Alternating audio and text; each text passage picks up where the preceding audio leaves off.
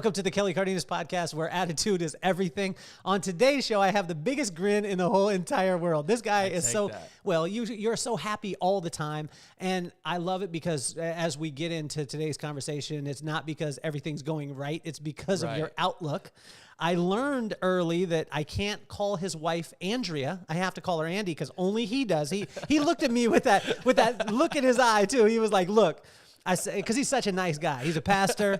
We're going to talk about that, but he's a pastor. And he was like, I said, what's your wife's name? He said, Andy. I said, is it Andrea? He was like, I call her that.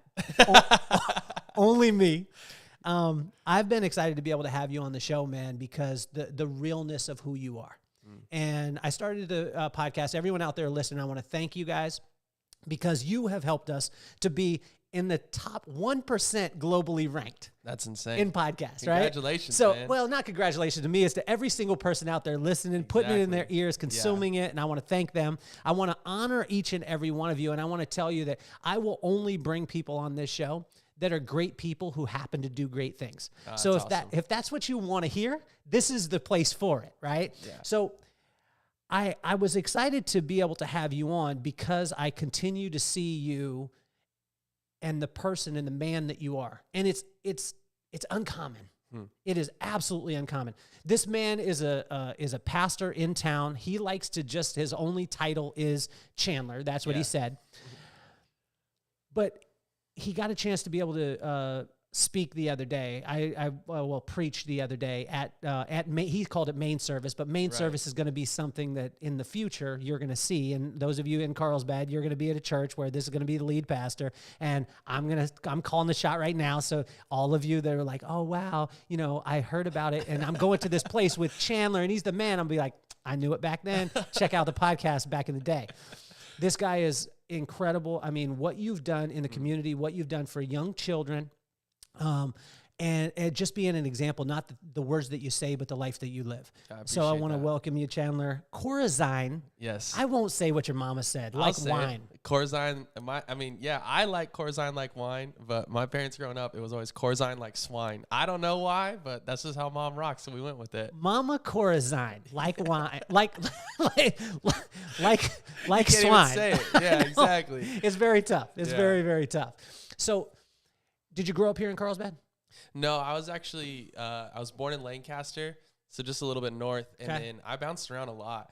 Lived in Phoenix for a while, Memphis, Tennessee for a little while, Northern California for a while, and then I ended up down here in San Diego for college. And in between here and San Diego College and Carlsbad was 3 years up in Washington.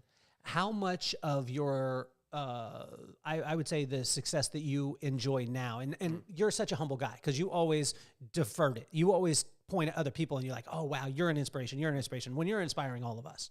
I appreciate that. But how much of that do you accredit to you having to move around a lot and having to make different kind of friends all the time? That's a good question. I've got good questions. I know. That's why we're here. I know. One of the first things I ever texted you after I found the podcast was, Kelly, how do you ask these good questions?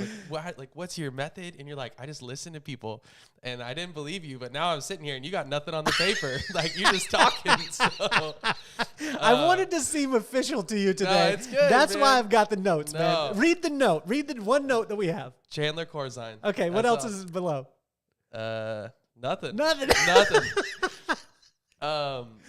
yeah, moving around, I would say it's a big part of it. There's a blessing and a curse to it. I got really good at being whoever people needed me to be in any given moment.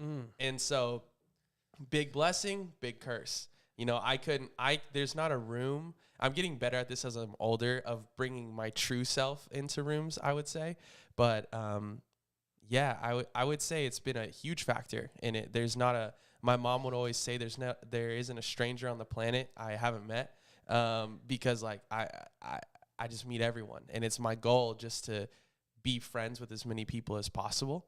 But the downside of that is for a while when I was growing up, and especially in college, it was all just, it was hard because it was all just like a facade. Just kind of me just being like, oh, yeah, I'll be the jock today, or I'll be the hick guy today, or I'll be the woke guy today, and it's just like I didn't know who I truly was for a while. So But yeah, it's a big blessing. I'm probably not going to do it to my kids though. What was the turning point for you with that when you were talking about, the blessing and the curse, right? And that you were morphing to your situation. Yeah. When did it click, or did it click, or was it just little steps? The moment of realization that I was doing it was during an internship, and the internship director came to me and said, Chandler, you dress different every day you come in the office. Like one day you're like athlete, one day you're like country, one day you're like streetwear. Like, how do you do that? And I was like, oh man, I didn't even realize I did that. It's just me, and part of that is when you grow up in, Lancaster, and then you grow up in Memphis, and then you grow up in these different areas. Like, I had a couple years of my life where my babysitter would bring me FUBU sweatsuits, velour FUBU sweatsuits. And that's what I got from my babysitter. And then I went and lived in a podunk small town in Northern California where no one knew what FUBU was, And so we're shaped by where we are heavily. And, so that was the moment of realization, was in college when my internship director called that out. But then I think what I've learned to do has been to celebrate the uniqueness of me, in that, like, I can, be known for having like some cool sneakers, but then also I'll show up today, and I'm wearing a red bandana around my neck with some boots. And it's just like, who is this guy? And I like that. I don't like being tied into one niche. I've like I said, I've gotten better at bringing my true self to every space. And I would say the only part of me that changes day to day is just how I dress. Like one day, like I don't know until I wake up. Like one morning I'll wake up and I'm like, all right, it's this today. Next morning I'm like, all right, I want to dress like this. And so I don't have a consistent like look, but I'm bringing myself everywhere, if that makes sense. Where do you think that confidence came from to be able to walk in and be yourself? Because that's a part that a lot of people are waiting for permission. If you're watching social today, right? You're watching social, people are like, be you, and they constantly need that part of it. But the people who are just themselves, it almost comes from within. Where did that start with you? Who gave you permission, man? I don't really know if anyone gave me permission. I think it was just kind of how I grew up. Did Mama Swine? Mama Swine. No, just so you know, I'm gonna send this to her, and she's gonna absolutely love that. So, like, you don't need to worry about her feelings. Right. She's gonna absolutely. We're not gonna edit that out. But did Mama Swine? Did she tell you, like, straight up, look at you, Chandler, and be like, Chandler, you're the greatest. You could wear whatever you want, or was it just in the house? My parents were always very encouraging and affirming, but they were also very realistic. They did a good job of keeping us humble. Like, I never once went a day not feeling loved or supported by my parents, but I also was very understanding of, like, that Bible verse, like, like, the Lord is kind to those who are humble and, like, opposes those who are proud. And so I knew that. But as far as permission, I learned quickly at a young age, and I think it was probably the massive culture shift of going from living in Phoenix, Arizona, to living in, like, the inner city of Memphis, Tennessee, being, like, one of the only white kids the only white kid on my block, but then one of the only white kids in my elementary school, is like, I didn't physically fit in. And if I was going to allow that to be a hindrance, I was going to have a really lonely life. And God wired me to not be lonely. Like, God wired me for people. God wired all of us for people. But, I just learned quickly. I was like, I just got to be me. And so that's where I was like, man, if I'm going to look funny in this little white kid in, like, a cream color velour FUBU sweatsuit, then I'm going to look funny, but I'm going to make friends because they're going to make fun of me. And then I'm just going to say, whatever, man, I look good. And then they're going to be like, all right. And they're just going to, like, it's all about the confidence that you bring in. And so, I don't know if there was a time. I kind of just always naturally just kind of had to have it, or else I was just going to be the odd man out. And I don't like being the odd man out. When did you speak about God so freely, right? Mm-hmm. And this was one of the reasons why I want to have you on the podcast too, because I think a lot of times people hear pastor, right? Sure. Pastor Chandler. Yeah. Which you tried to spell your name first name twice to me when we were setting up the show too. I was like, "How do you spell your last?" And he spelled his first name again. He was like Prince. He was just like, just Chandler. That's how it is, man. I ain't even going to Corazine like swine. It's smooth. Yes. I like it. I like Corazine like swine. Does your wife say that too? No, she doesn't. What does she say? Like wine? No, she just says Corazine. Yeah. Do people destroy it? No one destroys it. It's always Corazine because it looks like magazine. You know, like it looks close to that. Okay. So everyone always gives me Corazine, but I would always just and that was also I see it's another one of those things. Like in high school, substitute Chandler Corazine. I'm like, it's Corazine like swine. You know, and then the whole room's laughing, and so just like you kind of like have those little niches and you just kind of walk in it. So. Well, I want to go back to that go back to where my thought was because. Yeah.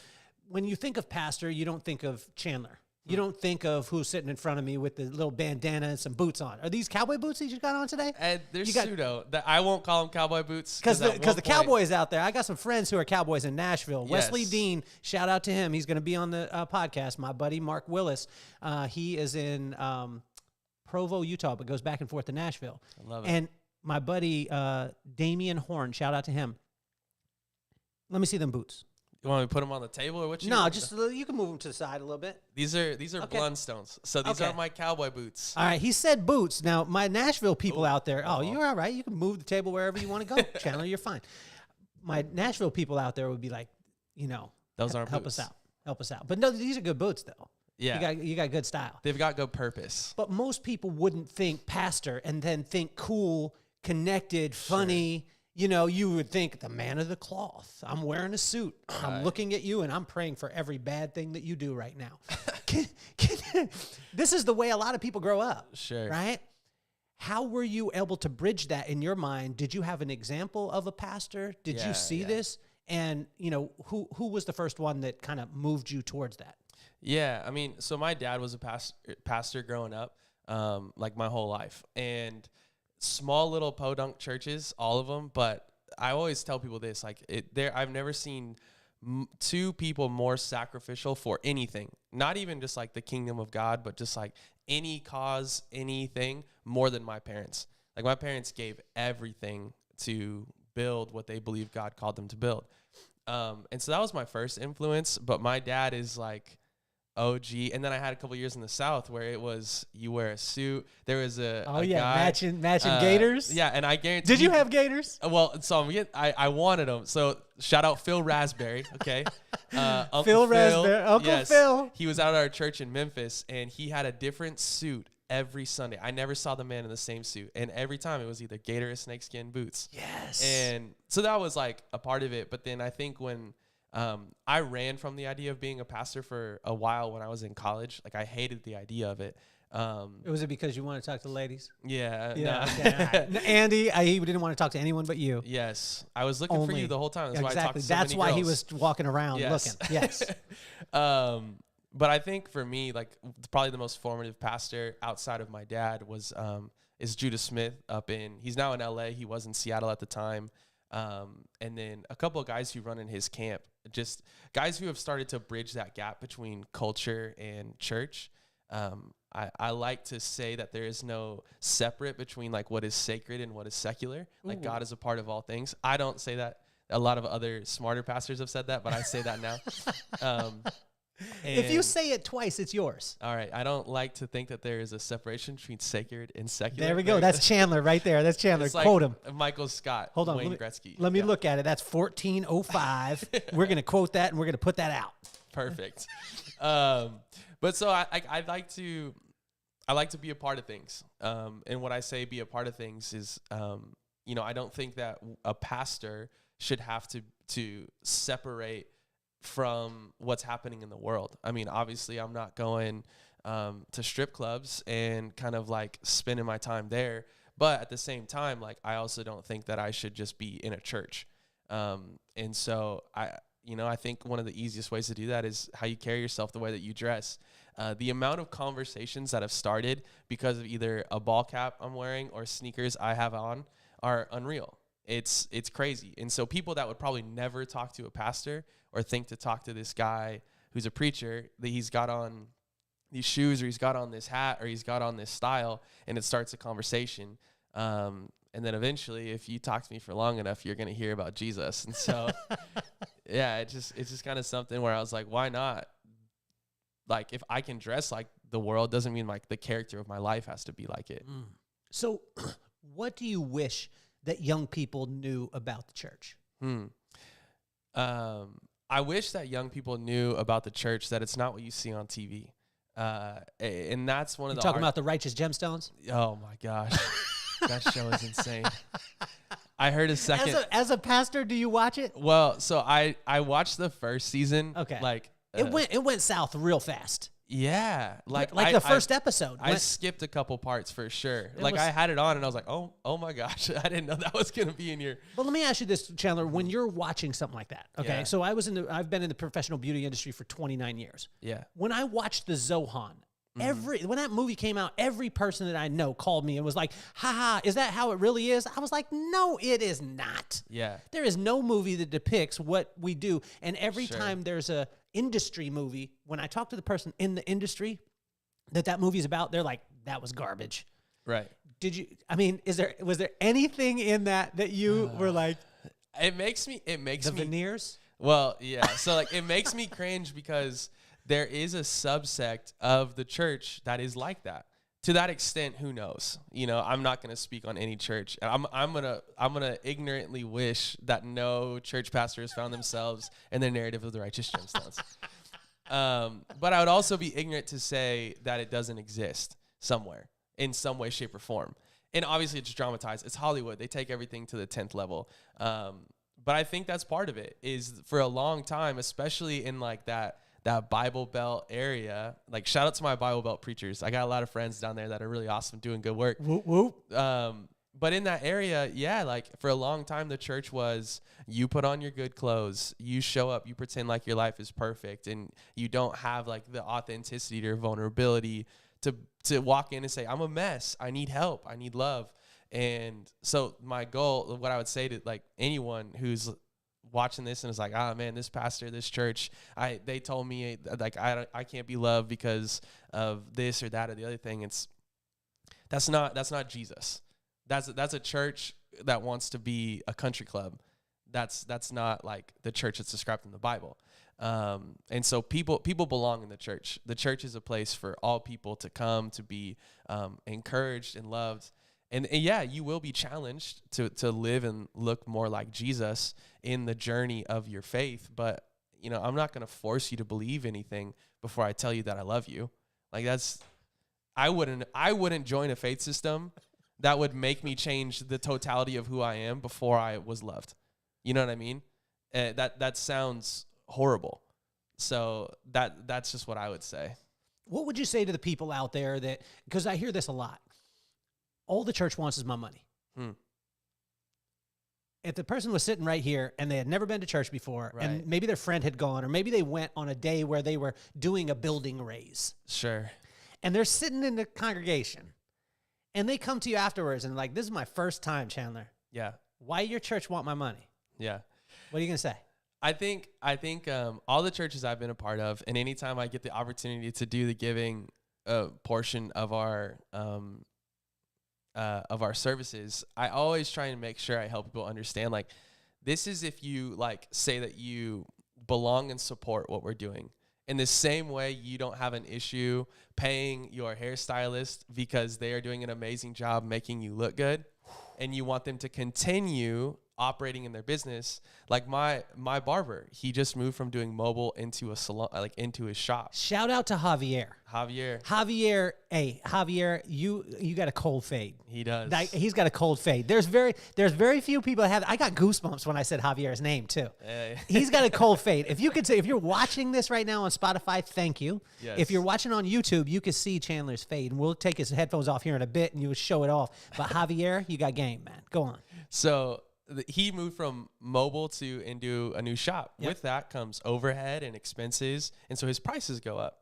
If I believe in and I like the product he delivers, I'm going to pay for that. because I believe in Javier as a barber. Wow. And so I'm not saying that the church is a product that you have to pay for, but if we genuinely believe that we like the faith community that we're a part of and we want to see it grow, we want to see it thrive, we want to see it advance, it's not so much of a we want your money, but I willingly want to see this thing thrive.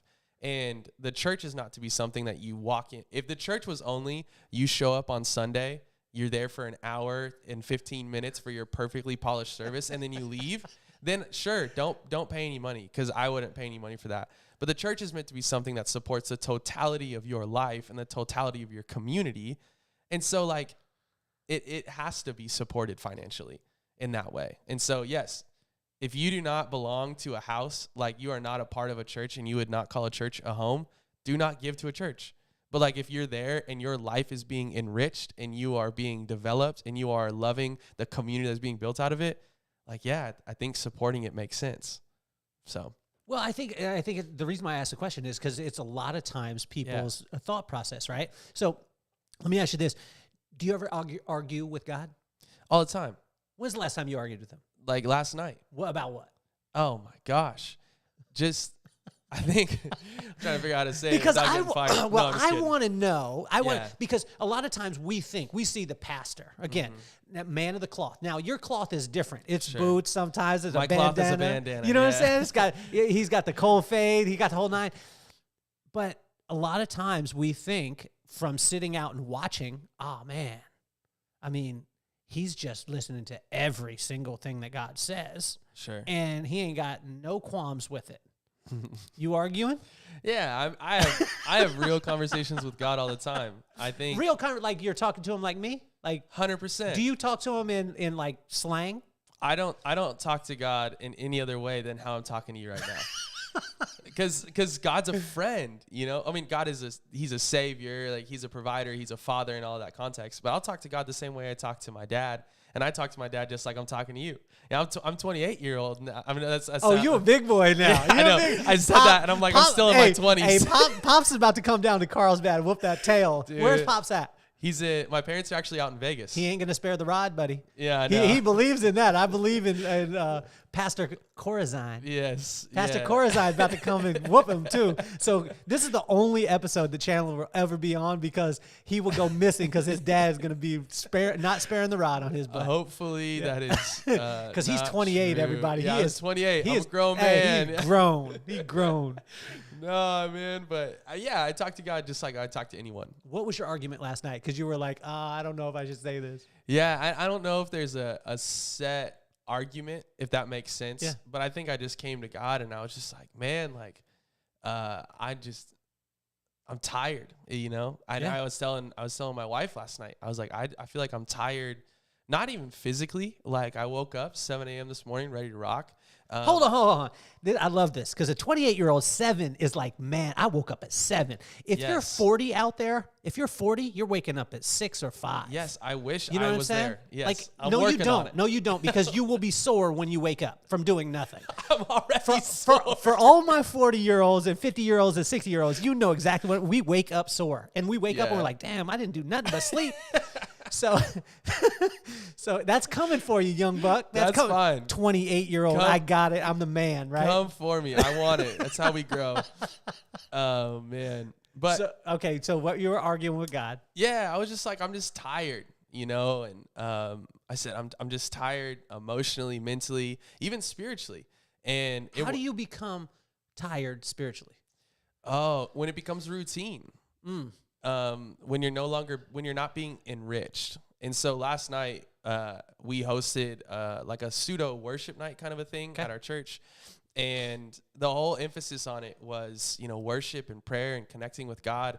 And I remember the first thing I did when I sat down is I actually got out a guided prayer time because I found that for me as a pastor, I lead so much that I need to be led pretty often. Okay. And so there's a couple great resources that I've found that help lead me in my quiet time, if that makes sense. Okay. And I mean, God is our ultimate leader in that, but it helps because it was a simple little 4-step prayer process. And the first one was sit down, close your eyes, and imagine that you are sitting having a conversation with Jesus. And like, what would you bring to him and what would he say? And I remember I just sat there, and I actually had to go in the back room because there was just so many people that I was like, I can't imagine just me and Jesus right now. So I went and I sat in our back room while service is happening, and I just closed my eyes, and I just had this sit there, and I was like, dang, I realized for the last, week or two, outside of praying and getting really focused for the sermon I preached on Sunday, it was very routine and very transactional. And I mean, God did amazing things in my life over the last week or so, but I realized I was like, oh, there was an ends to the means for me over the last couple of days. And that's just not how it's meant to be. And so it wasn't so much an argument as much as it was like, gosh, dang it, man. Like, how did I get here? And then like just feeling like the loving embrace of realizing what Scripture says about how God treats us when we come back to him, and he's very compassionate and kind and generous, and it's not frustrated or angry. So when's the last time God smacked you upside the head? Oh my gosh. Last week. Last week as I was prepping for this sermon. Man, like I have a good friend, my best man at my wedding. We talk on the phone probably every other day as he drives home from work. He lives down in Point Loma. But that distance, Point Loma to Carlsbad, that's far enough to where you can't see him that often. Hey, if you live in San Diego, you know what he's talking about, because it is the Great Divide. It is. It's like a different country. For the rest of not state, full separate country. It's a different country. For the rest of the world, this is geographically 25 to 30 minutes away, which is not like far. But to us in San Diego, if you go further, especially in North County, if you go more than 4 exits, it's like you're getting a hotel. Yeah. You know what I'm saying? Like sometimes I think about it. You got to take your passport, even though we ain't going to Mexico. If you're going to go into southern San Diego from North County, San Diego, you got to bring your passport. You got to be ready to go through the line, drop everything off, go through the metal detector, and come back. Yes. And so because of that, we do long distance international calling when we can. Man. But yeah, I was just talking to him, and he was just asking me, like, because he's like, how's marriage? Newly married. And I've just been telling, like, my answer has been like, for the last 2 months, it's felt like I've been relearning who I am and how I respond to life. Because it's not just I'm responding. Even when we were dating, we were like, I was very close with my now wife. I was very honest, and we would talk about things. And so again, 28, thinking I've got it figured out, all puffed up. I went into marriage, and I was like, oh, I've been dating right. I've been doing all the right things. Everything's good to go. I get into marriage, and I get rocked because it's like I have a stressful day. I come home, and my wife says, like, hey, I need you to do X, Y, and Z. And I'm like, I can't, like, that. I'm not yelling at her, but, like, I'm like, I'm so tired. Like, what are you talking about? And then I look at her, and I remember, oh, shoot, you've been working all day. And actually, you're the breadwinner. You're making much more money than I do. So I need to, yes, ma'am. Like, what else do I need to do around here so I can stay, And so I think the last time God smacked me over the head was just that, of the humble servanthood. And just like one thing I love about our relationship is you always, even when we were praying before this, you challenged me in your prayer to understand that, like, there's ebbs and flows to life, and that's okay. That, like, it's all within God's will, and so God's plan isn't for us to have a regimented, you wake up at 7 a.m., you walk your dog, you drink your coffee, you go to work, you come home, you make dinner, whatever. Like, it's a flow, like you flow with life. And that's one thing that, like, pride is. Pride thinks, oh no, life needs to go how I schedule it. Life needs to go how it's comfortable for me. It needs to fit to my life. And that's just never how life's going to work. Let's talk about that, because the prayer, and we're not going to go into the whole prayer. That's our thing. Mm-hmm. But something that God has been working on me huge is that his plan is not a plan. Right. It's his will. Right. Talk to me about that. Yeah, you know what? You're teaching me about that. That was the conversation the last time we got to sit down in person, and then even right now. And so what I'm learning especially is to have good goals and good, like, things to chase after, and to create what our pastor likes to say, he has guardrails, and so guardrails are far enough off the cliff to where if you hit it, you don't still fall off the cliff. so you stay within the bounds of where you should be, but they give you enough freedom to enjoy the road.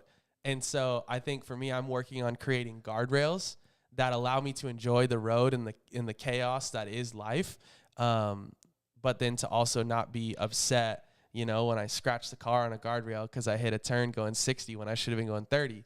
Unless it's your wife's car. Yeah. If it's your wife's car, Andy's going to have that butt. Like, yeah, Andy's going to. Yeah, I've actually already. Did you scratch your car? I won't call them accidents, but I have gotten in 2 accidents in her car already. Without her in it? Yes. How'd you explain this to Andy? Did you go right in, like walk in the door and be like, I got something to tell you? Or did you compliment her and be like, yo, baby, you're so hot. By the way, yeah. Did you pat it? Yeah, the first one, I walked inside. And so, like, my parents were stern, right? Like I told you, like I was very loved, but I knew when I stepped out of line. And so I walked in expecting to get like a little lecture when I told her that I messed up the car.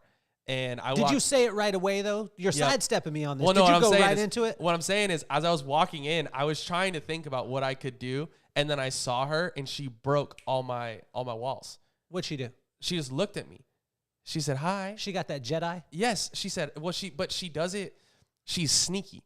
So, like, she's such a joyful, happy, like, little human, like, that, like, you want to tell her everything you've done wrong because you feel like you're just gonna get a hug, and you do eventually, and like most of the time. But I told her, as I said, hey, I gotta tell you, I parked the car and there was a curb and then a dip right below the curb, and I just pulled a little bit too far forward, and so the bumper got set on the curb, and so when I pulled back, it ripped the bumper, not all the way off, but basically. And so I was like, gosh dang it. So I walked inside. I told her. She was stressed and like she didn't yell. She didn't like cuss or throw anything, or she wasn't upset, but she was just basically like, okay, like you got to fix this. And I was like, all right, well, I guess I'm going to try and fix this. But the second at one was not pretty at all. And that was because she was out of town and I didn't prep her properly. It was ugly. It was an ugly situation. Did not go well. Did you tell her while she was out of town? Yeah, that was probably a mistake. Is I called. Well, the problem was I needed her insurance card because I didn't know if it was going to require insurance or not, and she didn't keep her insurance card in the glove box. That's Andy. That's your fault then. Yeah, 100%. Which that went over so much better when I called her and I said, well, I wouldn't have called you if your insurance was in the glove box. Yes. And then she goes, well, you wouldn't need to call me if you didn't do this. And I said, all right. Yeah, that's a trump card right there. The argument's over. So, but yeah. Well, I think one of the cool things with your marriage, you're newly married. How long you been married? Just about 2 months. That's amazing, man. And you're 28 too, so you got all the answers. You know what I mean? Like if you want to call in for advice, if you want to call into the show right now. 555. Yeah. He's 28. Yeah. But earlier on in the podcast, I was talking about being uncommon. You've got uncommon practices. And to me, it's not a mystery that you have uncommon results in your life. You have this uncommon joy. You have these uncommon things that are happening in your young 28-year-old life, or old in your eyes, 28-year-old life. One of those things was you and your wife deciding your living situation while you were dating and while you were engaged. Can you talk to us about this? Because this is uncommon in today's society, because most of the time people are going to go for the convenience part of it. But why was it so important? And explain the situation to us. Yeah. So we started dating. Well, we met each other right before I moved back down here to Carlton. Did you have a good opening line? It went, no.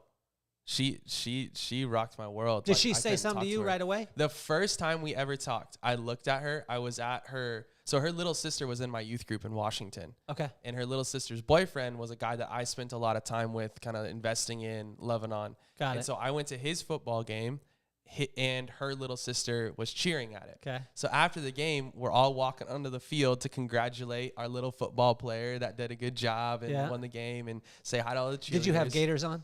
Did you have a pinstripe suit? No, I wish, Okay, man. all right, go. It was in rural Linden, Washington. Okay, so he had his cream FUBU suit on. Exactly, yes. That's what I was Yes. rocking at the game. Yeah. And we're walking on the field, and I remember seeing her, and I was like, I should try and talk to her. And I walked up to her, and I said, hey, like, were you a cheerleader like your little sister? And she goes, no. And then walks off. And so I'm convinced this chick hates me. Like, there's no shot that she ever wants to talk to me again. And then she tells the story that she was just too nervous to talk to me. I'm like, then you aren't rude. Like, you should, like, at least fumble over a word rather than just be extremely clear, direct, concise, and get out of the situation. But that's just her. Andy's got game. She's a polished young lady. She's got for sure. game. But anyways, so we met right before I left Washington to come back down here to Carlsbad. And so we did long distance for about 9 months. And then she actually moved down, and we moved into the same apartment complex. And what was crazy is, yes. For those of you out there listening, he just said the same apartment complex, not the same Right. apartment. Correct. Okay. Two separate apartments. And originally it's this janky complex out in Vista that is like over 200 units. It's insanely big. But originally we were supposed to be on other ends of the complex. But then She was next door. yes, then the apartment that I was supposed to move into got messed up. So they moved us to one that was literally 2 doors down from her. No. Yeah, so we lived. This is like the Holy Grail. It was like friends is Did what you it was. did you think that was God doing that? I mean, I like to live that there's no coincidences. It's always God. Like, so it's like you can either live being like, oh, what a coincidence, and like have the moment like be over in the moment, or you could be like, dang, God's good. Yes. And then you could write it in a journal, and when you're sad, you could go back and look at it and be like, all right, I remember that one time, God set up a real life friend situation for me.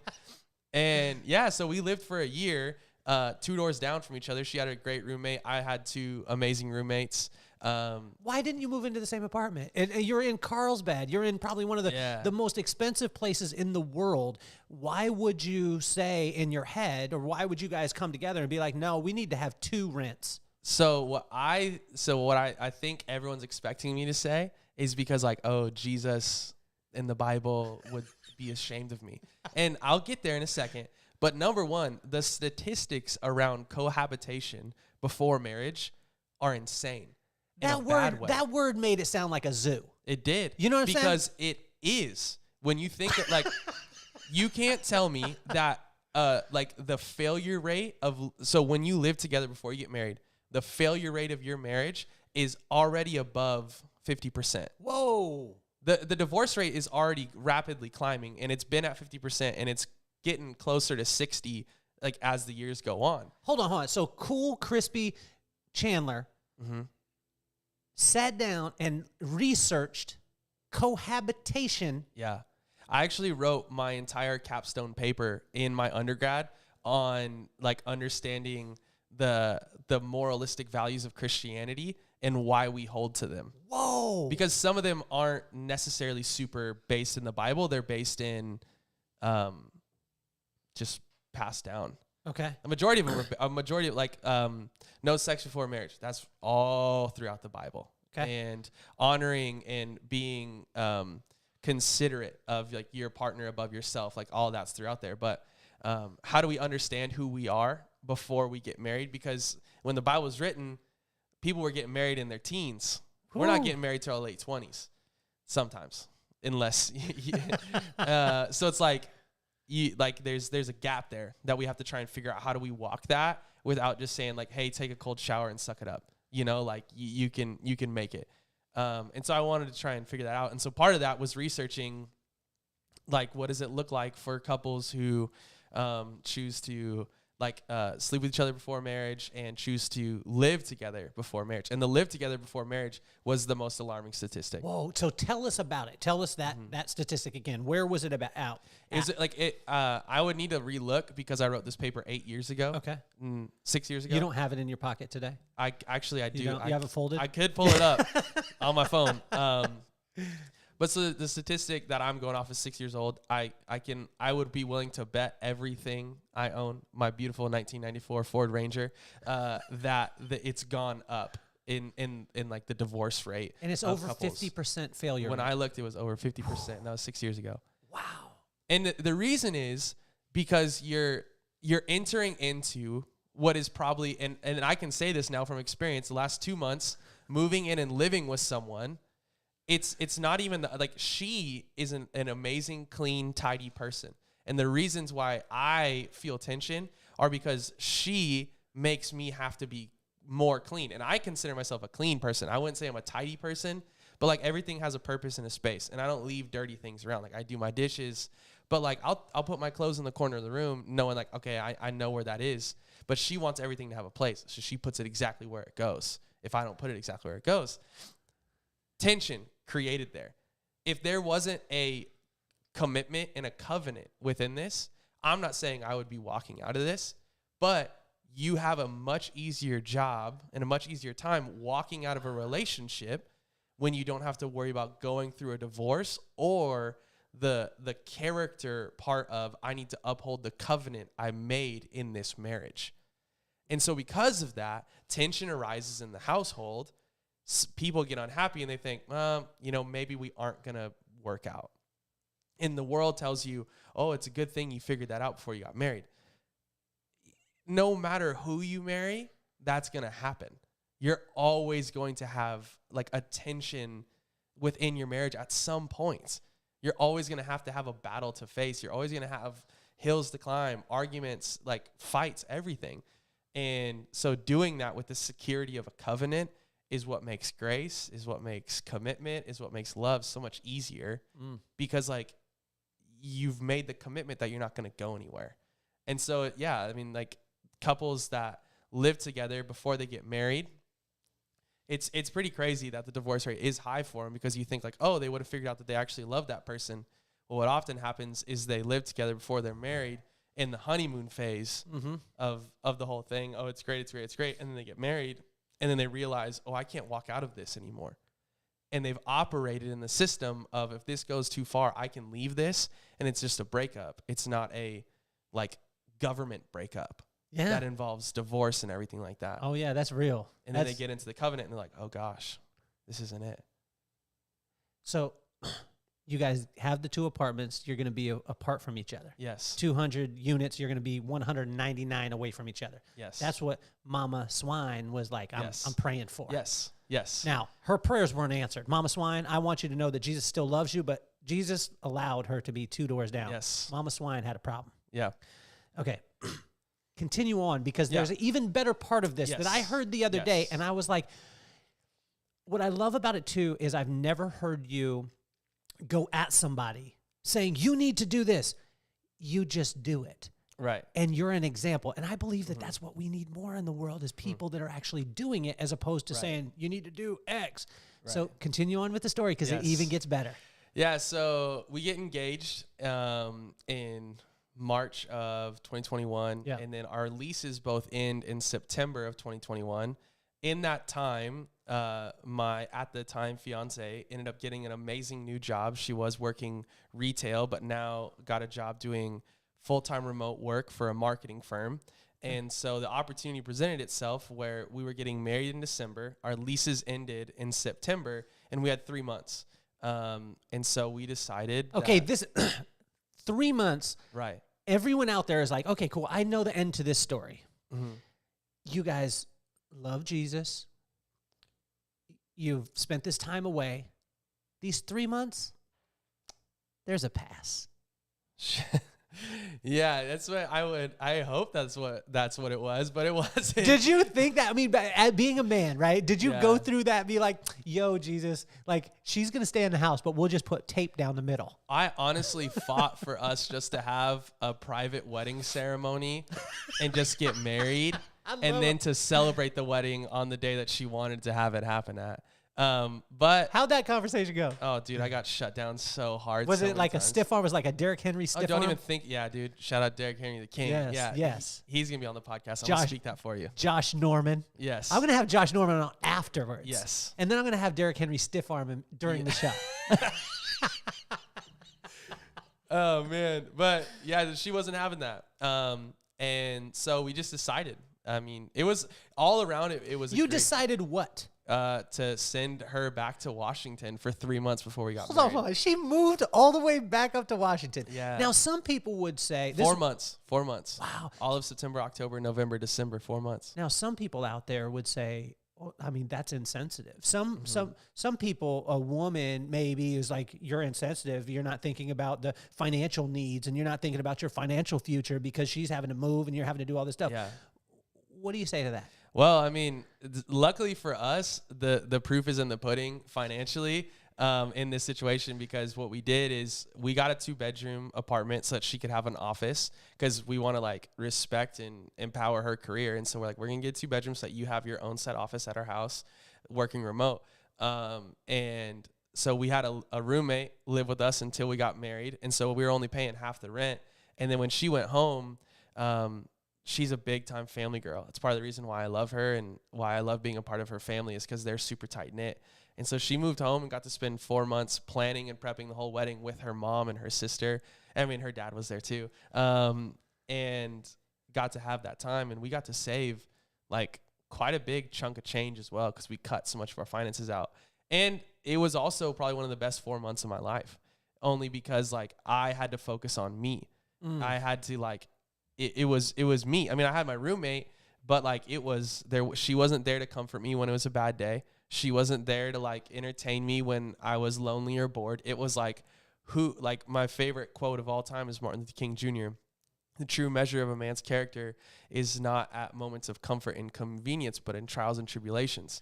And so like, you know who you are when times get tough. And I'm saying this is like, my fiance was gone. Times were so tough, but like in the little sense of it, like all of my security, physical, earthly security was taken. And so I had to get real solid in who I was. And it was a good 4 months for me. I think if I wouldn't have had that, I would have been learning even more in the last 2 months of marriage than I am currently. So she was in her apartment. Mm-hmm. You were in your apartment. Mm-hmm. Her lease comes up. Yep. There's 4 months until you get married. Yes. As opposed to her moving 2 doors down. Yeah. She just goes all the way back up. Yep. And then you got blessed. Yes. Tell us about another unconventional blessing that you've had from God when you fought him on what you were supposed to do, and then he blessed you. Oh man. I would probably say like this, like the whole journey of my pastoral career. I hated the church. I hated ministry. I tried to run from my faith in college. I wanted to go play professional soccer in the MLS. So I went to the only school that offered me a scholarship, and freshman year had to redshirt, and then into freshman year found out I needed shoulder surgery. So that summer I'm in a sling. Honestly, I'm zooted out of my mind the whole summer on my pain pills, because I'm just trying to numb everything. And there was the moments when I would be with people and was like aware that it was like the realization of like my whole life is based off only what I want. And so that summer is when I said, all right, God, I'm going to go pursue this pastor thing. I'll give it a shot. I'm no longer going to try and be a sports broadcaster for ESPN or try and, go play professional soccer. Like, I'm going to play soccer out of like a gratitude because I didn't have it for 2 years. And so now it's something I cherish even more. And then my life has been just exponentially blessed through like my pastoral journey. So many of the relationship I have with you right now, I wouldn't have had if I wouldn't have leaned into being a pastor and pursuing that. One of the best mentors and longest mentors of my life, Lim Usita, I met him because I wanted to pursue being a pastor. So much wisdom. The couple who did our premarital counseling was a couple that I knew when I first started my journey of becoming a pastor.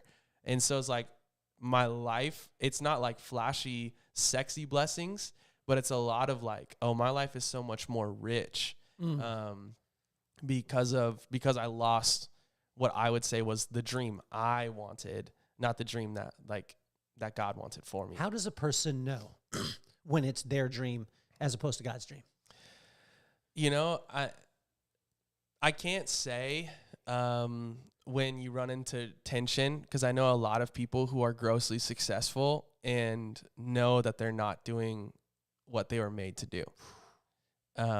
Because when you say successful, how do you deem that? Me and my brother were having this conversation the other day, and he stopped me because he said, "What about this guy?" And I said, "He's wildly successful." Yeah. And he was like, "Stop." He said, "What do you mean?" And I said, "Well, you and I know what that means. Right. I'm quantifying it in money, but I don't want you to think that that's where my thought process is." Sure. Right? So let's quantify this, because for the listeners, a lot of times, and we hear this, I hate to even say this word with the pastor on the show. My wife, shout out to Brooklyn, she calls it hustle porn. Yeah. And yes, the addiction to hustle porn is so huge. Like, grind it out. You know what I'm saying? Not grind it. That sounded bad. No, I know that was horrible. Especially when you put in a sentence with porn. Man. Yeah. I'm saying, like, hustle, do all these things. You got to crush the day. You got to set your goals. You got to read the goals. Then you got to do the goals. Then you got to talk about the goals. And then most of the time it ends in divorce. Yeah. That's a great question. The best definition of success I have found is from a Pastor Banning, up at Jesus Culture in Sacramento. He said, true success in the kingdom of God is how well we practice humility and obedience to what God is saying. So that's success in the kingdom I'm a part of. Got it. Success in the kingdom of this world is the hustle porn. It's the how much money, how many businesses do you have? What's your following on social media? Like, all of these things that are actually, they're not bad. Like, the Bible does not say that money is bad. It says the worship of money is bad. And so it's like, money itself is not a bad thing to have, but when money controls you and dictates your decisions, that's when it's become your God. And so what I would say is success to this world is something that is just stark in comparison to success in the kingdom of God, because success in the kingdom of God is how well do we listen and obey to what God is saying. And at the end of the day, I can sit here and say I've been working at least over the last 6 years of my life to 7, I'll say 6. 6 years of my life to make sure that I was defining success by obedience to what God is saying. I'm not always perfect at it. I find myself definitely wanting to make more money or to do this thing or to make myself more cool in this way or that way. And oftentimes it never pans out how I want it to. And luckily God protects me in that way, because I feel like if I were to get some of the crazy success that I've seen other people have, I don't know what it would do to me necessarily. And I think God is working heavily on my character, because I do believe that God has some big plans for my life, and I have some dreams and I have some goals and some aspirations, but I don't want them any sooner than I should have them, because I want to make sure my character can sustain them.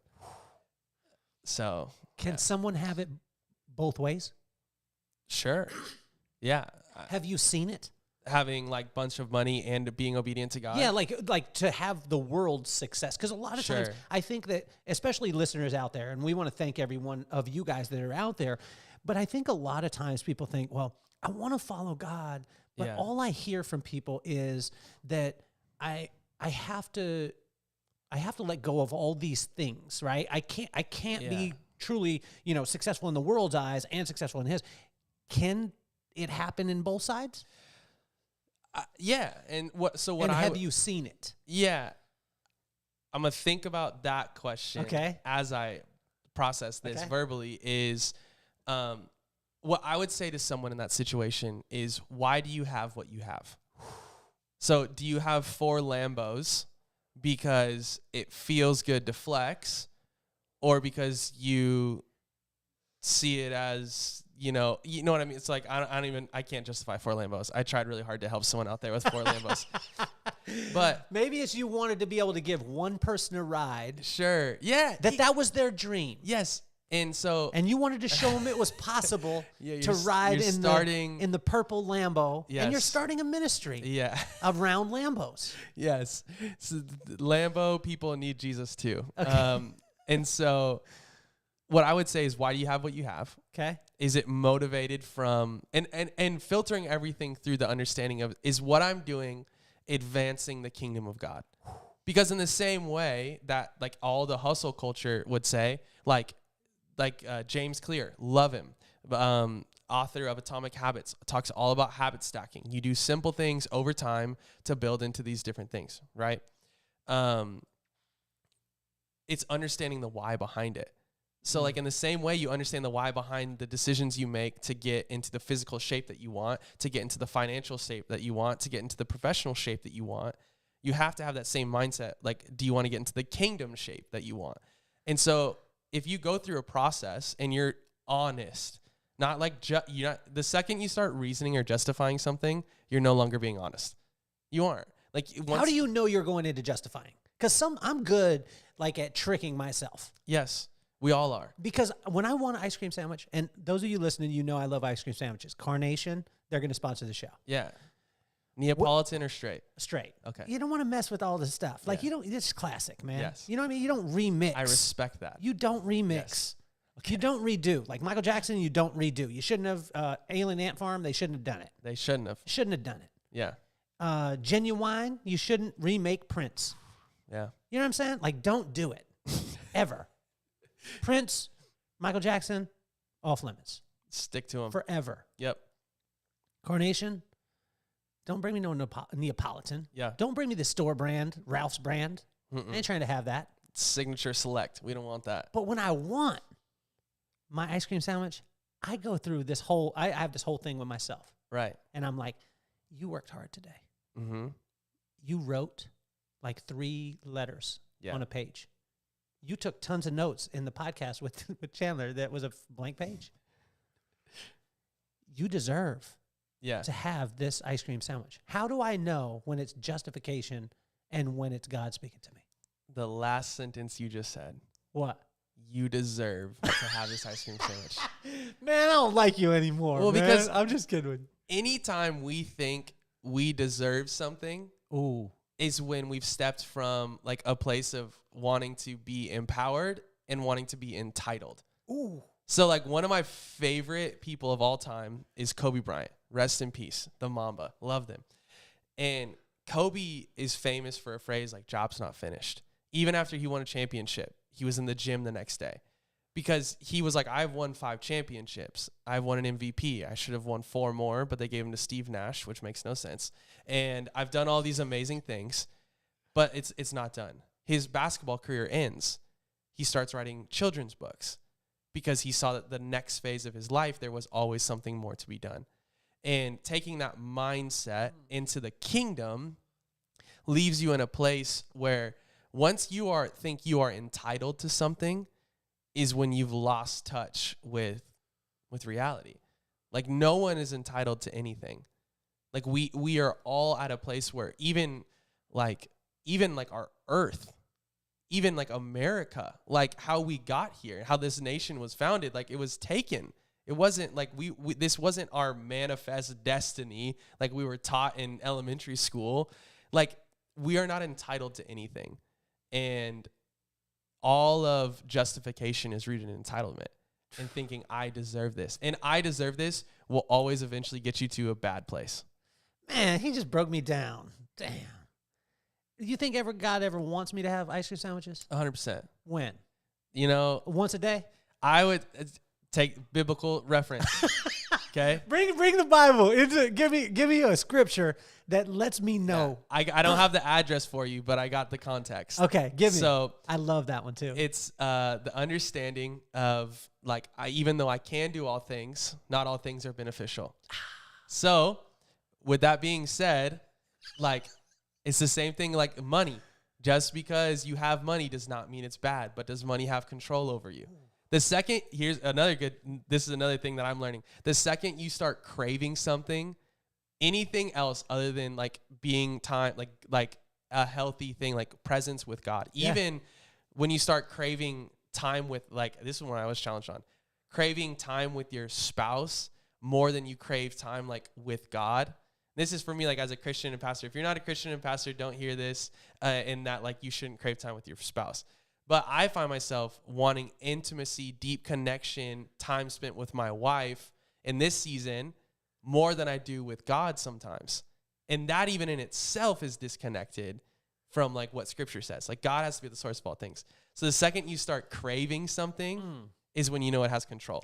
We all listening out here know why he was craving it, because you sent her up for 4 months. Yes. You know what I'm saying? Yes, you sent exactly. Her, you know what I mean? You Yeah. didn't live in the same place. Mama Swine was like, yeah, they didn't live in the same place, but I didn't want her 2 doors down. That's right. You know what I mean? She could have tainted my son. That's what she was thinking. She loves you, Andy. She loves you. So when does I always had this question for pastors, and I love to be able to have you here. Yes. Because I get inspired by a lot of different stuff, right? Like a lot of different stuff. God speaks to me through different things that aren't biblical. Yes. I was running. I was going to speak to a group, and I went to it for a run, and I was like, I'm about, and it was a church that I was speaking at, and I thought in my head, I need to listen to some Hillsong while I run, and God stopped me, and He was like, no, I want you to listen to Jay-Z. And I was like, this must not be God.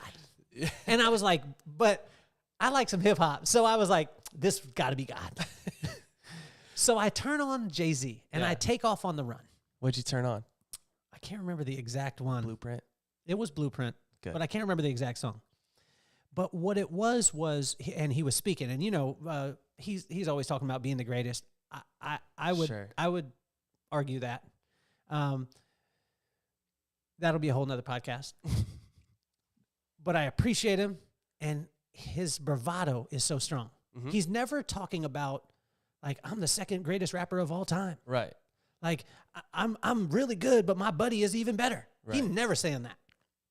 And so as I'm going through, I'm getting hyped. And if you listen to hip hop when you're running, you're getting hyped. I was running so slow, Chandler. Yeah. So slow. Like you got rhythm, and so it looks good. But I was like, man, I'm killing this. Meanwhile, I was running like a 13-minute mile. And God spoke to me and He said, I want you to hear not just the lyrics that are going on. I want you to filter it and understand where it's coming from. Mm-hmm. Hip hop is based on being the best and being number one, and I want to be number one in your life, and I want to be number one in the congregation's life, and every person that hears. I don't want to play second fiddle to anybody. Right. When does God use unconventional things and worldly things to bring the word to you? Yeah, that's a great question, and I'll answer by going back to something you said, in that like you thought you had to listen to Hillsong because you were speaking at a church, and it goes back to there is no separation between the sacred and the secular. There isn't, and we like to make a differentiation. It's just things separate themselves from the character of God. However, if we believe that the Bible is true, the Bible says that God created man in His own image.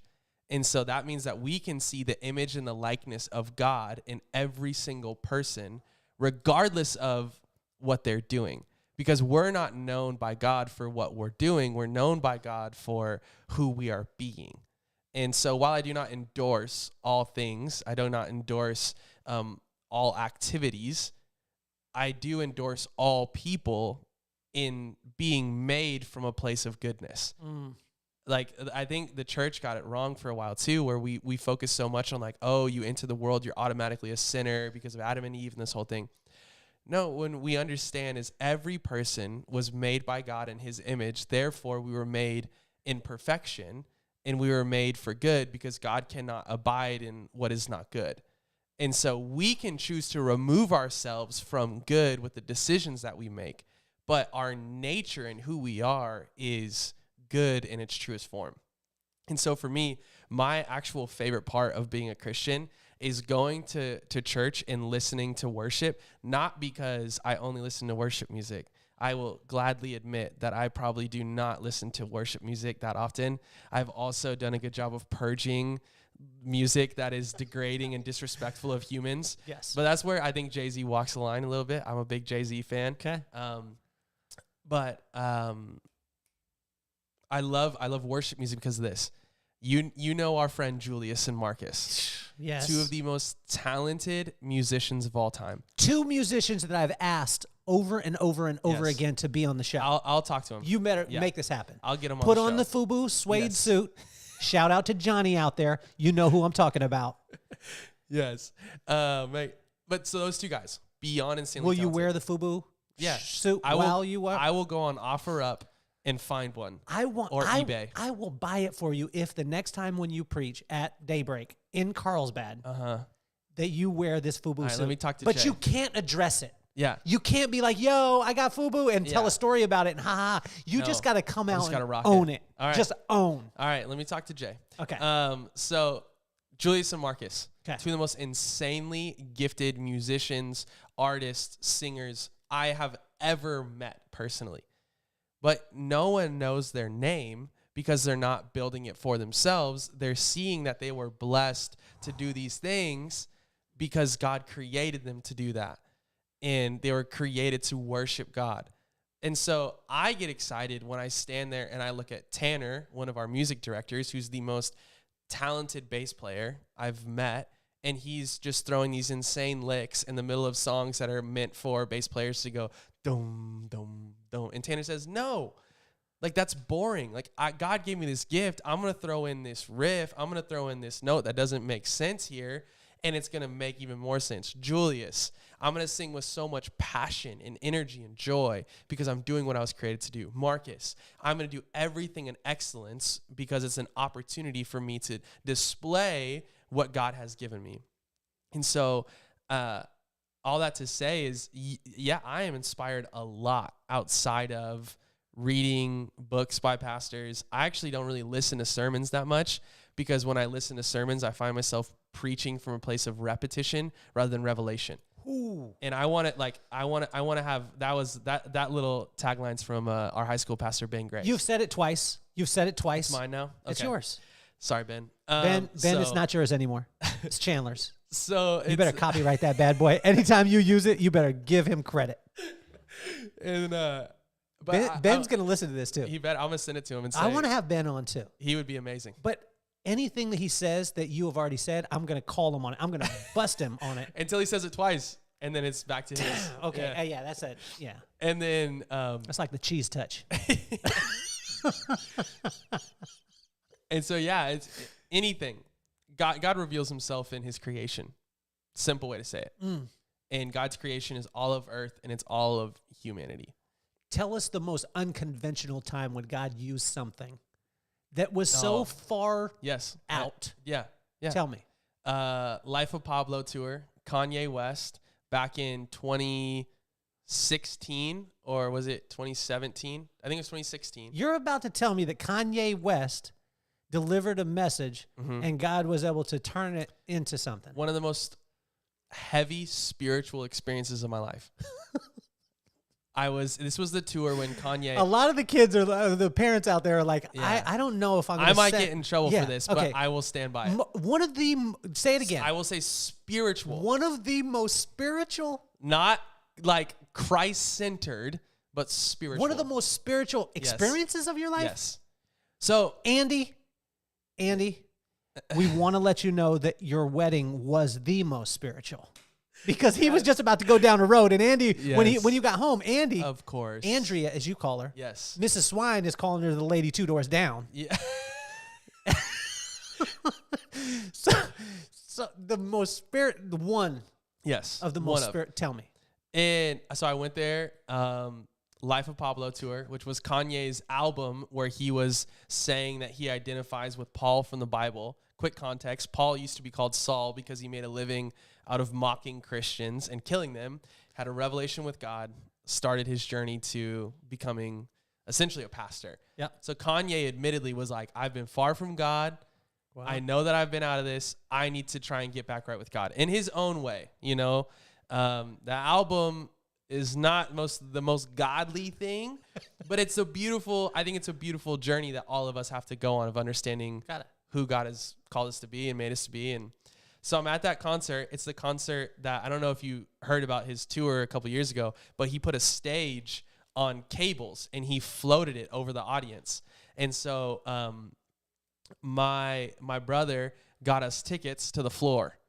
And so we were there underneath the stage as he's floating and rapping and all of these songs.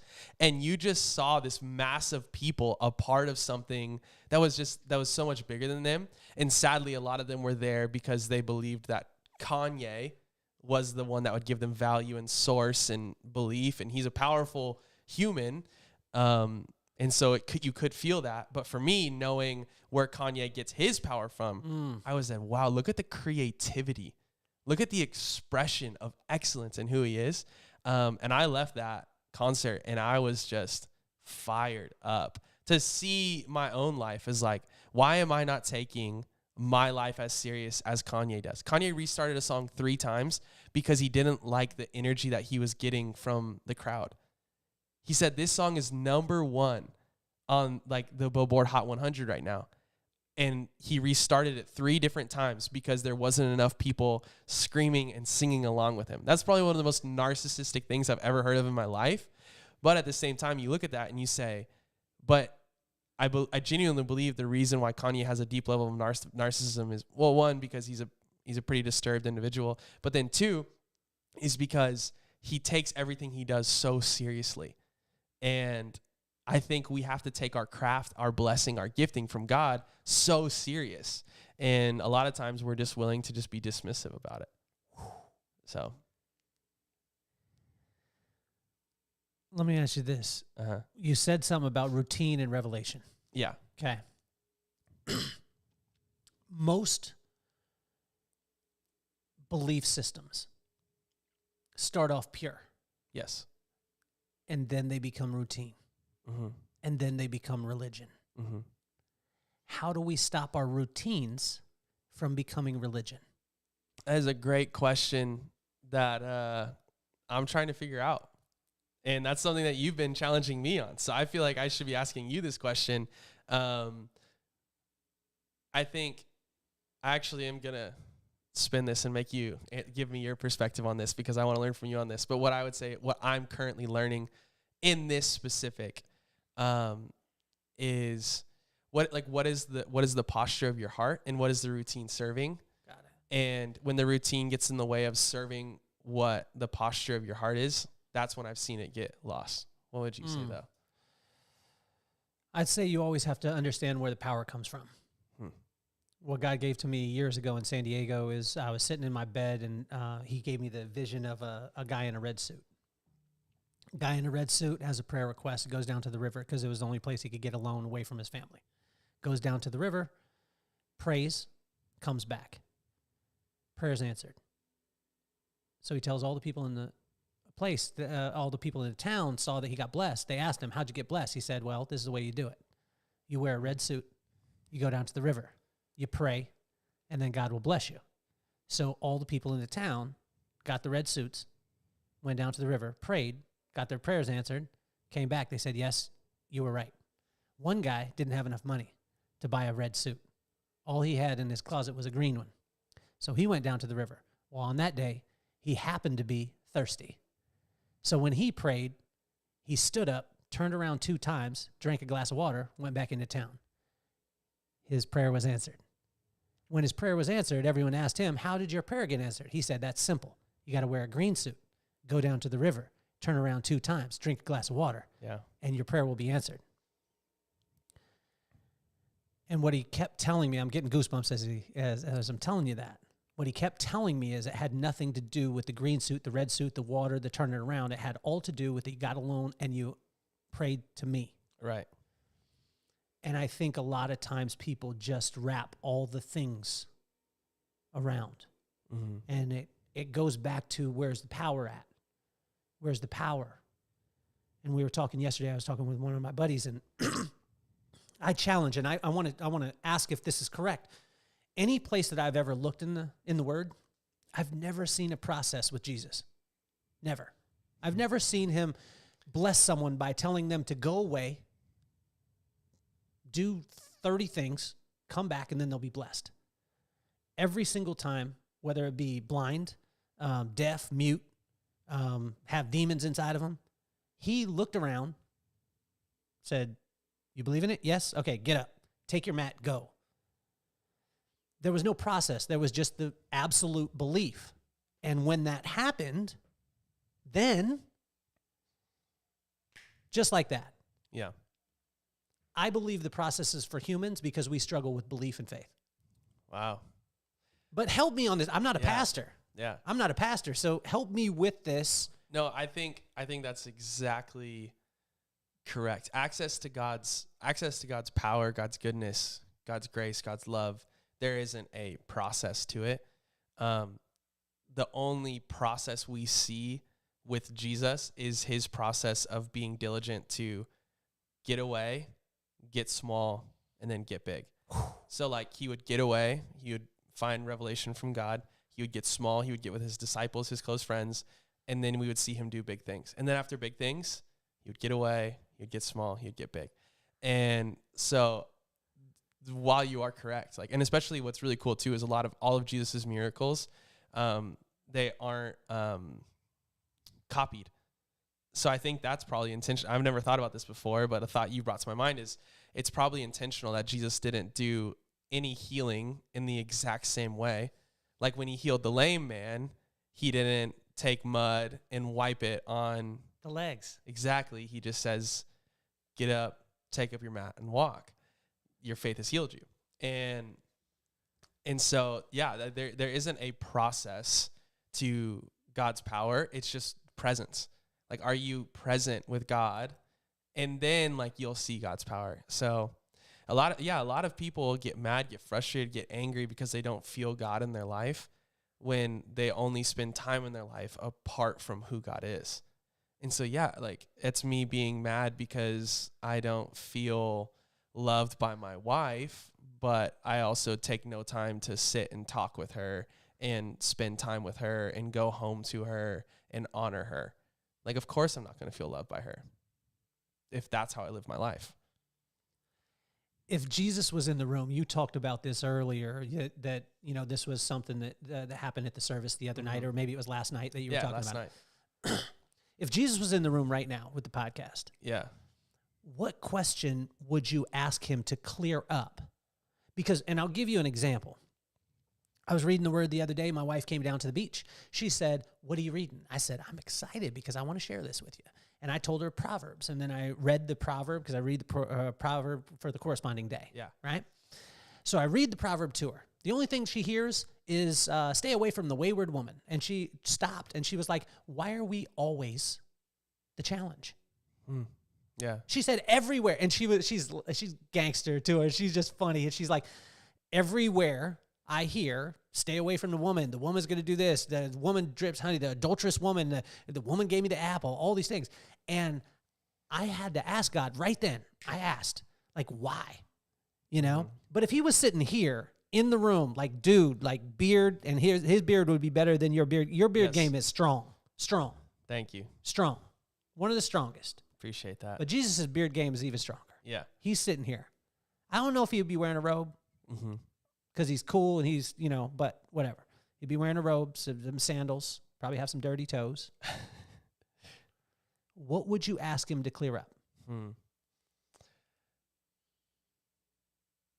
That's an amazing question. I think what I would ask him to clear up is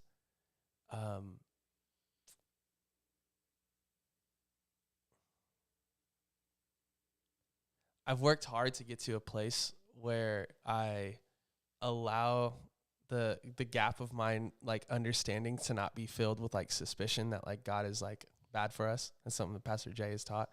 And so I've worked hard to kind of eliminate these thoughts from my mind, but they're definitely all still there. I would say this, is why is it like, I wish prayer when the heart is in the right place would be automatic, if that makes sense. And so then that heart in the right place is what I mean by this is, there's a lot of people that struggle with, mental health, with heartache, bad decisions, everything. I think our consequences have to follow us because we learn from them. Like, I don't think we should live a life without consequence, because then people would do anything and be like, oh shoot, I probably shouldn't have done that. And then pray that it would be gone. But like, for example, for those people that are struggling mentally or emotionally, like, I wish that there would be more of a tangible, physical, instant response to that. But that's where faith comes in. That's kind of the whole premise of everything. But yeah, that's the one thing I would ask God, and that I have a qualm with. So you you went into the mental health part, and this is where I want to go because, for me, I never used the word growing up, and I got in trouble with this with my daughter. I never used the word stress. Mm-hmm. I never used the word anxiety, and I never used the word depression. Yeah. I just didn't use them because I grew up in a family where my dad was in the military, and for those of you who knew my pops, Yeah. he was this loving guy, this Jesus-fearing and just love. And if you knew my dad early on, my dad was come from the military. You stand in front of the car, I'm going to throw the ball at you. If it hits my car, I'm going to whoop your butt. Yeah. Two different dudes. We would always joke and say that he would have a cure when you didn't pay attention, because he would smack you upside the head, and then you would just know that fist is coming, and you're going to pay attention. Right. But it hit me hard because my daughter's 13 years old and the pandemic happened. I don't know if you had this happen in your life too, or you even heard about the pandemic. But she had this happen at like 11 years old and went through a lot of dark stuff. Yeah. As a pastor, are you immune to this stuff? Immune to the depression, the anxiety, the stress? No, definitely not. I would say that, like, I'm not going to say it's more prevalent, but we've seen way too many pastors recently make pretty crazy decisions. Sadly, I know 2 personally that have taken their own life in the last 4 years, personally, and I'm only one person. And then you see a lot of other pastors just make some crazy outlandish decisions. And I think it's because of the stress, the depression, the anxiety of the role. And what I mean by the role is I joke with my friends that I don't have a job. Like, I'm like, I don't have a job. Like, I just kind of do this, and magically money kind of finds its way into my bank account, which isn't true. Like, I pay taxes. I have a real job. But it's this understanding that, like, your whole life is meant to be a reflection of Christ's image, and you're meant to, like, help lead people closer to Jesus. And if you lose track of the fact that you yourself are also a human, it gets really depressing really fast, because you realize that you actually just suck at your job. Like, one of the things that I've learned to come to grips with is, if the whole premise of my job is to reflect Jesus and to help other people become more like Jesus, I am terrible at my job. Because the second I think I'm good at my job is the second I've been completely disconnected from who Jesus is. Because Jesus was extremely humble. I mean, Jesus was strong and confident because he also was God. I'm not. And so because of that, I have to remember I am a failing human that fails every single day, that is needing repentance. But the life that we get to live here on earth is a life of grace because of Jesus. And so I live in that grace. And so, yeah, I would say, like, pastors are for sure not immune to it. Especially, one thing I had a friend ask me, and I want to do the research on, is what is, like, the statistics of anxiety, depression on mental health professionals, because they sit with people's problems all day. And those problems don't just go away. You're not a duck with water where it just goes off your body and then you're dry. Like, they carry it. And some of them are good at compartmentalizing and understanding, like, that is that person's problem. And they go through schooling and they have all the resources and tools and tips and tricks. But I would be interested to understand that, because I always tell people I'm a pastor, not a counselor. And I draw a hard line when someone comes to me. Like, I'll meet with you and I'll have a conversation with you. But if you need extended help, I will not meet with you again, because I will force you into a place where you go get the help that you need. Like, I'm not going to physically force you, put the phone to your ear and, like, take the money out of your bank account and put it into that. But I can only do so much. I'm not trained to handle mental health. I'm not educated to that. And so because of that, I only get, like, 1 or 2 meetings Like I oftentimes hear pretty similar stuff that counselors will hear, kind of the whole like word vomit first time talking about it. And even then sometimes I go home, I'm like, oh my gosh, like I'm terrified to raise kids one day because I was a youth pastor for 6 years and I saw the gnarliest of gnarly situations for like 6, 7, 8, 9th, 10th, 11th, 12th graders. Because like a pastor, if they're inside a church, is probably one of the first people that gets a phone call. And then it's a counselor, or a couple of situations where I had to call CPS and I had to be a part of that. And so it's like you see that stuff and you can't not get a little anxious about, oh, am I going to be a good father? And like, I think I won't find myself in that similar situation, but like I'm also humble enough to say like I'm not immune to failure. And so yeah, so it hits all of us. Couple quick questions. One, what do you wish parents knew about their kids then? Yeah. It's hard because, again, going back to what Jay says, you don't want to fill the gap with suspicion. You want to believe the best of people. As a youth, when I was a youth pastor, now I work with 18 and older, so I don't work with minors anymore. But when I was a youth pastor, I assumed every kid was doing everything. So there wasn't a moment that I didn't meet a young person, and I did that to protect myself from being surprised. So that way I didn't like scare a kid away when they're like, hey, I've been drinking and sleeping around. What? I thought you were this perfect kid. And then they have a shame complex over them because they've not lived up to a standard they didn't even know was on them. Wow.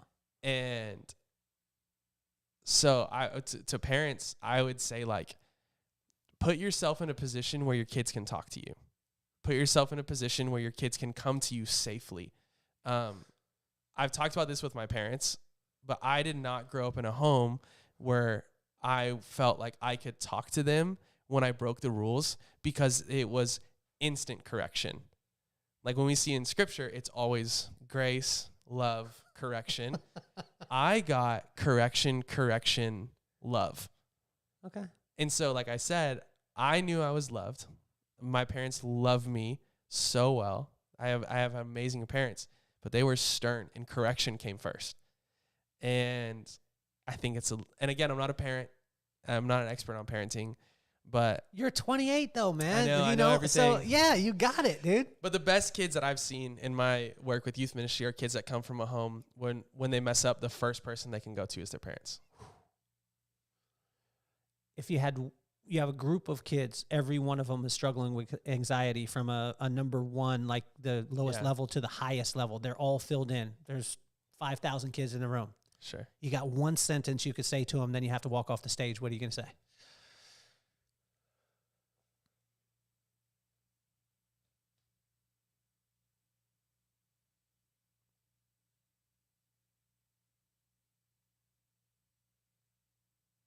Only one sentence. I'd probably say something along the lines of, your problems are big, but your God is bigger. And I would hope that would land. And then you have to just drop the mic and walk off. And you got to believe. Similar situation. Everyone in the audience is depressed. Yes. From a 1 to a 10, and you have no idea who's who, but they're all in that place. Yeah. You got one sentence. You walk up on stage. Here is Pastor Chandler. That's how many times he wanted me to say it. Corazine, like swine. To a room full of people struggling with depression, I would probably, with anxiety, the goal is to help them to understand the perspective. You know, like you got to understand the perspective of your life. With depression, it's to help them to understand that there is hope. Okay. And so I would probably say something along the lines of, I'm going to use a comma or a semicolon. Okay. I don't know which one is which, so it's the little. I'm just joking. I'm just kidding with you, man. I'm with you too, though. I don't know how to type it. I don't know if I have to shift. Do you have to shift Right. to do that? No, Yeah. the semicolon isn't a shift. Yeah. You don't have to put, because I keep Colon pushing is. shift. Yeah. A colon, that's the 2 dots. I would probably tell them, the storm will pass, but only when you sit in God's presence. Pow. Drop the mic. Okay. Same scenario. Yeah. 5,000 kids. Uh-huh. They're on a level of 1 to 10 Yeah. of contemplating suicide. I'm just walking out and just saying the same sentence 8 times. Just stay here. I think it's when you get to that place, you need to hear someone say that you are wanted here. Mm-hmm. And I think I would just I would break the rules and I would just say stay. I'd say the one sentence, but probably about 100 times. And I'd try and make sure I make eye contact with every single kid. How would you, now would you say it kind of pastor-wise? Like, because there's Pastor Cardenas. If you go back and listen to this episode, you'll understand that he lived in Memphis, Tennessee by one thing that he said. Uh-huh. One thing. The inflection of your voice when you say Jesus. I know, because I lived in Memphis. You know this, right? I lived in Memphis. I did not know this. Yes, I lived in Memphis. Oh, I lived right off of Knight Arnold, off of Okay. Mount Moriah, Okay. off the 240. Okay. Shout out to Mempho. Yes. Fox Meadows. That's where I was at. The Hickory Ridge Mall. Yep. Shout, shout, shout. Rendezvous. Interstate Barbecue. Corky's. That's what I'm talking about, baby. If you go back and listen to the episode, you're going to hear when he says Jesus, he says it in Memphis swang. Yeah. Tell us about the cadence Uh-huh. of how you would say, stay here. Bring it to, but do it. Don't tell us how you're going to do it. Yeah. Talk to those people out there. Multiple Okay, here we go. ways. He's walking out. Chandler, Corazine, like swine. Oh, man.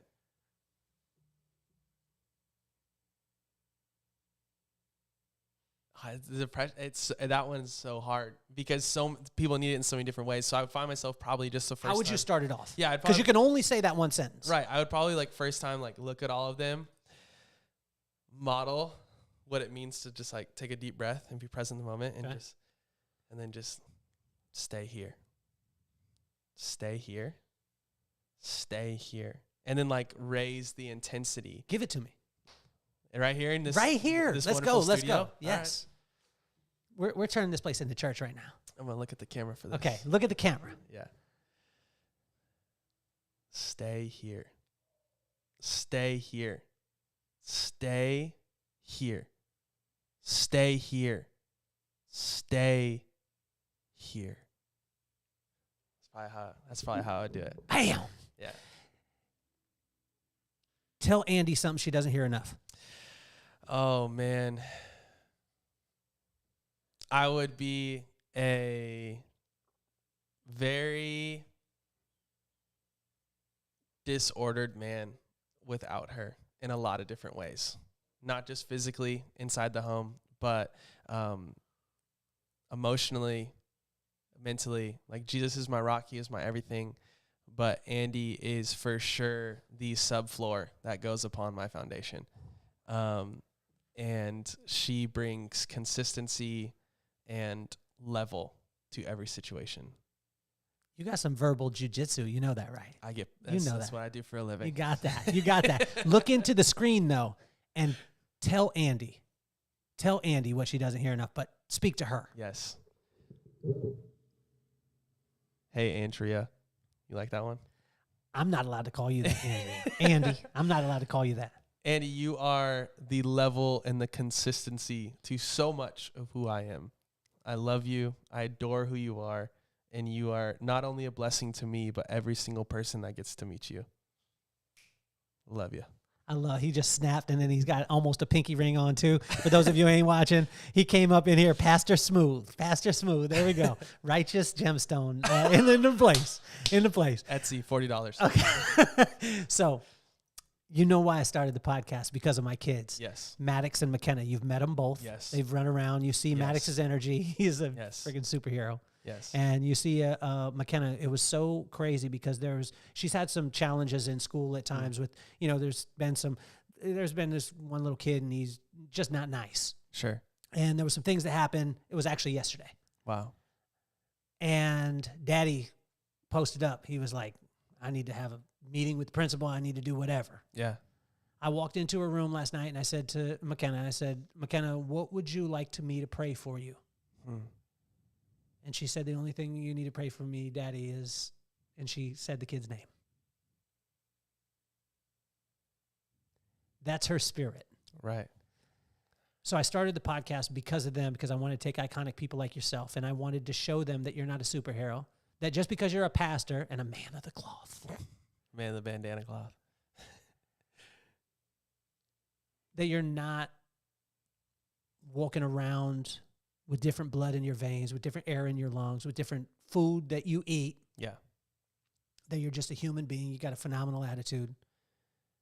You got crazy work ethic, and you have a heart for God. Mm-hmm. What advice would you give to Maddox and McKenna? And if you could use both of their names, it would be amazing. I've been looking forward to this part of the show, just so you know. Just so everyone knows, I'm an avid listener of this podcast. First, Maddox, never change. Be you.